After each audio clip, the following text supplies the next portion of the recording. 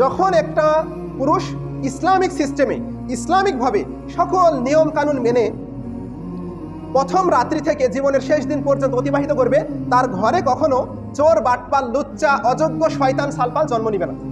তো দেখেন, এই প্রসঙ্গে একটি গল্প বলি, প্রত্যেক মানুষের দৃষ্টি আকর্ষণ করছি যে এই গল্প থেকে অনেক কিছু শিক্ষণীয় বিষয় আছে।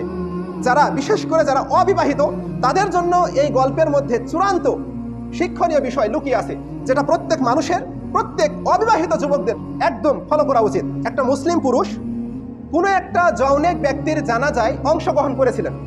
তো অংশগ্রহণ করে সে যখন বাড়ির উদ্দেশ্যে রওনা দিয়েছিলেন, রাস্তার মধ্যে আসার সময় দেখে যে একটা সুন্দর একটা রমণী দাঁড়িয়ে আছে, আর তার পাশে একটা বৃদ্ধা মহিলা দাঁড়িয়ে আছে।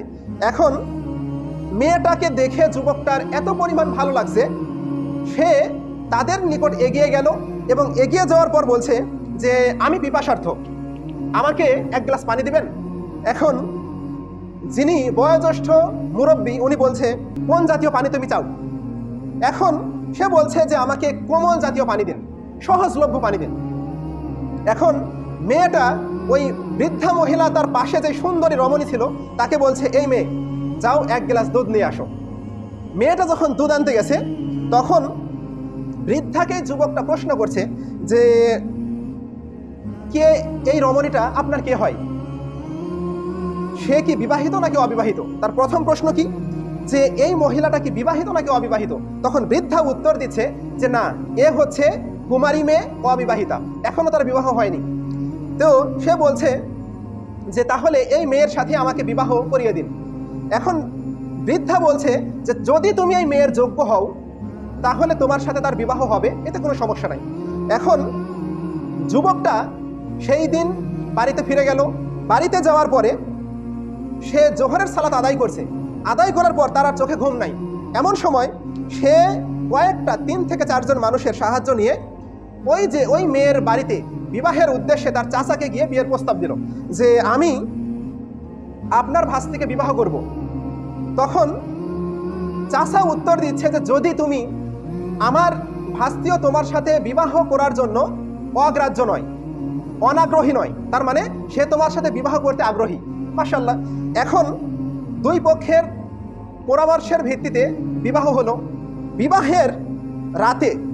বিবাহের প্রথম রাতে ছেলে কি করলো যে সুন্নত অনুযায়ী বিবাহের পর বাসর ঘরে যুবকের কি করতে হয়? 2 রাকাত সালাত আদায় করতে হয়।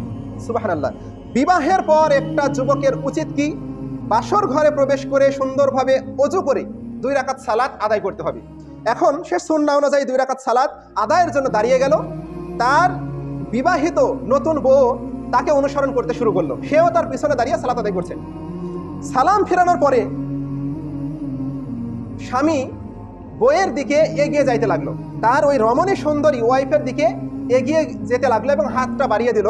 তখন ওয়াইফ বলছে যে একটু থামুন, হে আবু উমাইয়া। আরবরা কিন্তু তার স্বামীকে এইভাবে ডাকে, আবু উমাইয়া, মানে সুন্দর সুন্দর নামে তারা ডাকতে পছন্দ করে। সে তার স্বামীকে বলছে যে হে আবু উমাইয়া, ধৈর্যের সহিত আপনি যে জায়গাতে দাঁড়িয়ে আছেন, যে জায়গাতে বসে আছেন, ধৈর্যের সহিত ওই জায়গাতে বসে থাকুন। কেন বসে থাকুন? এই কারণেই বসে থাকুন যে আপনার সাথে আমার কিছু আলাদাভাবে কথাবার্তা বলতে হবে। আমার প্রথম প্রশ্ন হচ্ছে যে আপনি কেমন, আপনি অভ্যাসে বড় হয়েছেন, আপনার নিয়ম নীতি কেমন, আপনার চলাফেরা কেমন, আপনার ব্যবহার আচার আচরণ কেমন, এটা তো আমি জানি না। এটা ওয়াইফ হিসেবে আমার জানার দায়িত্ব। আপনি বলেন যে আপনি কি কি পছন্দ করেন আর কি কি অপছন্দ করেন। সবাই আমার দিকে লক্ষ্য করেন, আমি যা বলছি তাই শুনেন, অভদ্রের মতো আচরণ কেউ করিয়েন না। খুতবা শোনা ওয়াজিব, জাস্ট আমি কি বলছি আপনি লক্ষ্য করেন। আমি এখানে মামার বাড়ির বরফ বিক্রি করতে আসিনি, আমি যা বলছি লক্ষ্য করেন। তো এখান থেকে আপনাকে দৃষ্টি আকর্ষণ করছি যে তখন সে বলল কি যে আপনি কি কি পছন্দ করেন, আপনার ব্যবহার চালচলন কেমন, আমি তো জানি না, তো আপনি আমাকে এগুলো বলেন, আপনি কি কি পছন্দ করেন, কি কি অপছন্দ করেন। মেয়েটা এই কথাবার্তা শুরুর আগে আল্লাহর প্রশংসা, রাসূলের প্রতি দুরূদ দিয়ে শুরু করছিলেন। সকল প্রশংসা একমাত্র আল্লাহর, এবং দুরূদ ও সালাম বর্ষিত হোক বিশ্বনবীর ওপর এবং তার পরিবার বর্গদের উপর। এরপরে কথা শুরু করলেন, আপনি কি পছন্দ করেন, কি অপছন্দ করেন। এখন এরপরে সে বলল যে দেখেন, আপনার জন্য আপনার গোত্রেও সুন্দর একটা মেয়ে ছিল, আমার গোত্রে আমার জন্য সুন্দর একটা পুরুষ ছিল, কিন্তু আল্লাহ ফায়সালা করে দিয়েছেন যে আপনার সাথে আমার বিবাহ বন্ধন, এটা লিখে রাখছেন, তাই আপনার সাথে আমার বিবাহ হয়েছে। এখন আপনি কি কি পছন্দ করেন সেটা আমাকে বলেন, কি কি অপছন্দ করেন সেটা আমাকে বলেন। এরপরে আমার প্রশ্ন হচ্ছে যে আপনি কখনো আমার সাথে অবিচার করবেন না। তার মানে আল্লাহর নির্দেশকে উপেক্ষা করে আপনি কখনো আমার সাথে অবিচার করবেন না। যদি আপনার আমাকে ভালো না লাগে তো আপনি সেই দিন আমাকে খোলা তালাক দিয়ে দিবেন, হালালভাবে আমার সাথে বিবাহ বন্ধন বিচ্ছেদ করে দিবেন, কিন্তু আল্লাহর নির্দেশকে উপেক্ষা করে আপনি কখনো আমার সাথে খারাপ আচরণ করবেন না। তো এই কথা স্বামী শোনার পরে সেও একটা খুতবা বলল, সেও কোনো কথা বলার আগ্রহ পেশ করলো। সে বলল, সকল প্রশংসা একমাত্র আল্লাহর, দুরূদ ও সালাম বর্ষিত হোক বিশ্বনবীর উপর এবং তার পরিবারবর্গদের উপর। এরপরে ছেলে খুতবা শুরু করলো যে তুমি যেই প্রস্তাব আমার কাছে রাখলে, আমি তোমাকে যেগুলো কথা বলবো, যদি তুমি এইভাবে জীবনযাপন করতে পারো তো তোমার অবশ্যই অনেক মঙ্গল হবে, তোমার জন্য অনেক ভালো কিছু অপেক্ষা করছে।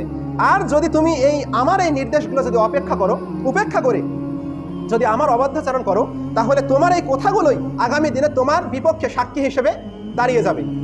এরপরে এখন মেয়ে বলছে যে আপনি বলেন যে আপনি, আমার আরও কিছু কথা আছে। মেয়ে বলছে আমার আরও কিছু কথা আছে, সেই কথাগুলো কি? মেয়ে বলছে যে আপনি বলেন যে আমার পিতামাতা কি আপনার বাড়িতে আসতে পারবে কিনা। গুরুত্বপূর্ণ একটা প্রশ্ন, যে আমার পিতামাতা যদি আপনার বাড়িতে আসে আপনি কি এতে অপছন্দ হবেন, অপছন্দ করবেন? এখন ছেলে উত্তর দিচ্ছে যে এত বেশি আসার প্রয়োজন নাই, মানে ছেলে চাচ্ছে যেন বেশি না আসে, বেশি আসলে তার উপর জুলুম হইতে পারে, তার উপর যেন জুলুম না হয়, সে চাচ্ছে আসুক কিন্তু যেন বেশি না আসে। এরপরে মেয়ে বলছে আচ্ছা বলেন যে আপনার কোন কোন প্রতিবেশীকে আপনি আমার গৃহের মধ্যে অনুমতি দিবেন, আর কোন কোন প্রতিবেশীকে আপনি চান যে তারা যেন আমার বাড়িতে প্রবেশ না করে। তাহলে আপনি যা বলবেন, আপনি যাদেরকে পছন্দ করেন আমিও তাদেরকে পছন্দ করব, এবং আপনি যাদেরকে অনুমতি দিবেন আমার গৃহে প্রবেশের জন্য তাদেরকে আমি গৃহে প্রবেশের অনুমতি দেব, আর যাদেরকে আপনি অপছন্দ করবেন তাদেরকে আমিও অপছন্দ করব, এবং তাদেরকে আমি আমার গৃহের মধ্যে প্রবেশ করতে দিব না। সুবহানাল্লাহ, কত সুন্দর একটা কথা বিবাহের প্রথম রাতে। এখন ছেলে বলছে যে আমি অমুক অমুক প্রতিবেশীকে পছন্দ করি, তারা আমার বাড়িতে আসলে সমস্যা নাই, আর অমুক অমুক প্রতিবেশীকে আমি অপছন্দ করি, তারা যদি আমার বাড়িতে আসে তো তুমি ঢুকতে দিও না। মাশাআল্লাহ, অনেক সুন্দর কথা।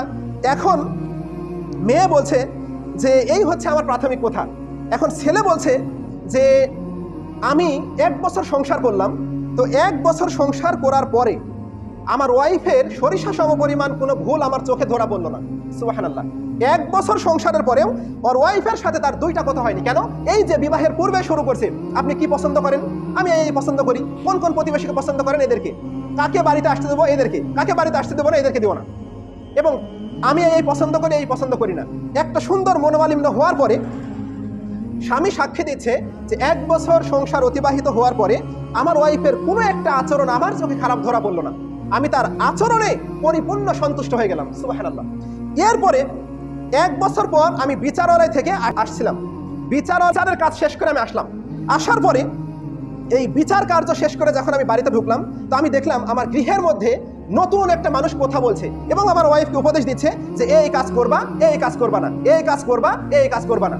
এখন আমি যেরকম মনে মনে ভাবছিলাম ওই রকম ভাবার আমার জন্য উচিত হয়নি। ওই মেয়ের কথা শুনে আমি সন্তুষ্ট হয়ে গেলাম। আমি আমার পরিবারে ঢুকে বললাম যে আমার গৃহে কে প্রবেশ করছে। এখন ওই ছেলের পরিবারের লোকেরা উত্তর দিচ্ছে যে তুমি যেই গোত্রে বিবাহ করেছো তোমার গোত্রেরই এই মেয়ের আত্মীয় হয়, সে এই বাড়িতে আসছে। এখন ছেলে এই কথা শুনে সন্তুষ্ট হওয়ার পরে তার রুমের মধ্যে প্রবেশ করে তার আসন গ্রহণ করলো। সে যে জায়গায় বসে ওই জায়গাতে বসছে।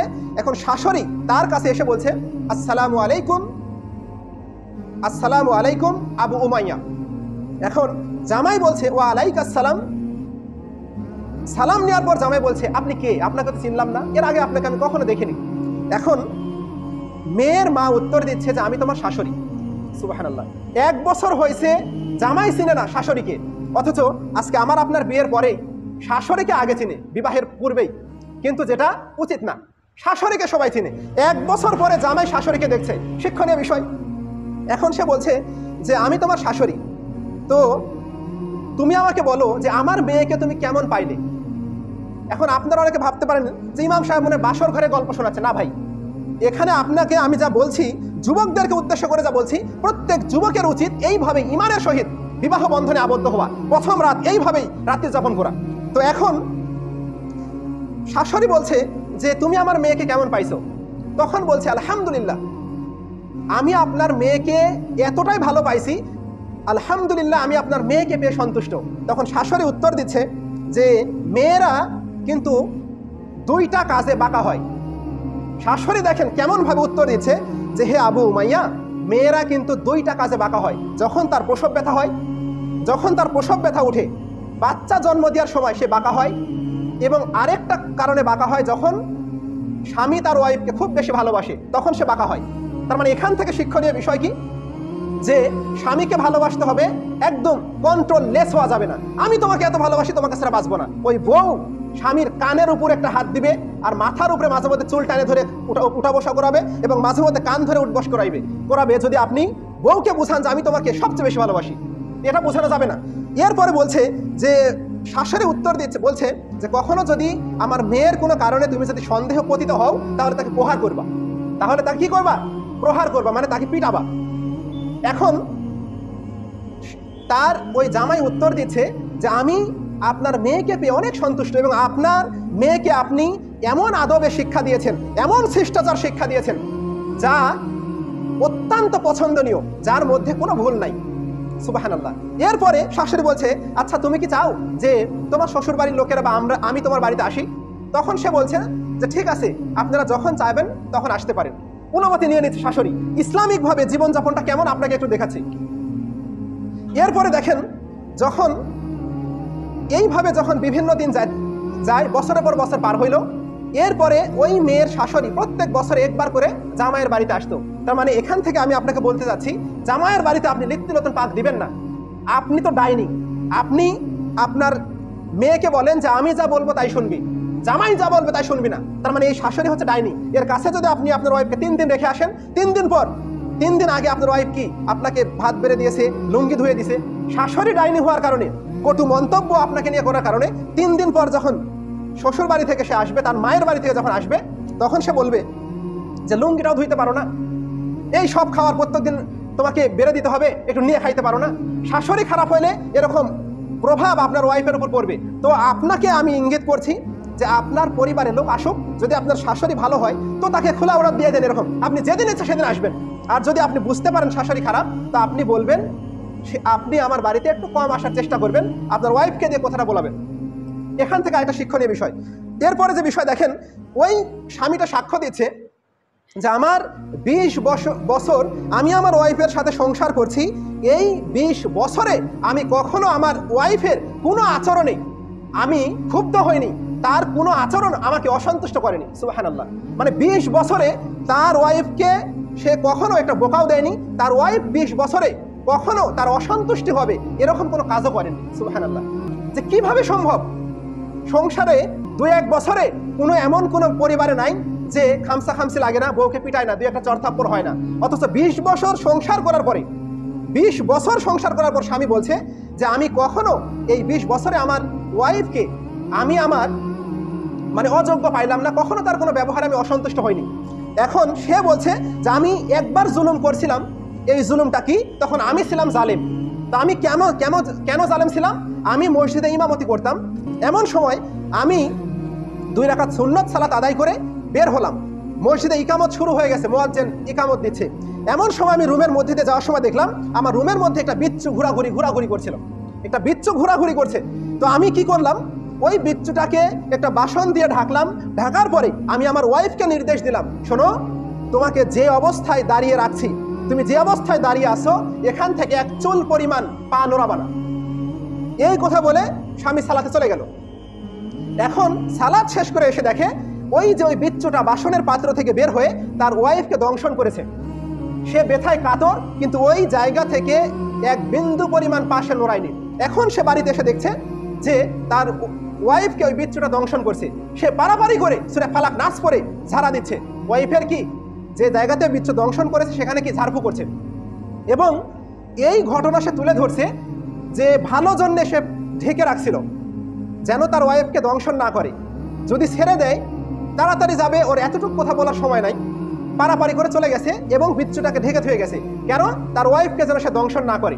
তাই স্বামী বলছে যে আমি একবার ছিলাম জালেম, তো আমি যখন জালেম ছিলাম তখন আমি আমার ওয়াইফের উপর জুলুম করছি, কিন্তু আমি ফিরে এসে দেখি আমার ওয়াইফ ওই জায়গা থেকে এক চুল পরিমাণ পা নড়ায়নি। কিন্তু অন্য মেয়ে হলে আসার ধাপার দৌড়াদৌড়ি করে আরে স্বামীর কথা বাদ দে বিচ্ছু, অথচ সে বিন্দু পরিমাণ পা সেখান থেকে নড়ায়নি। তো এগুলো থেকে এতটুকু বলা যায় যে স্বামীর আনুগত্য করতে হবে, যে সালাত আদায় করবে। স্বামীর আনুগত্য যদি না করে সালাত কাজে আসবে না।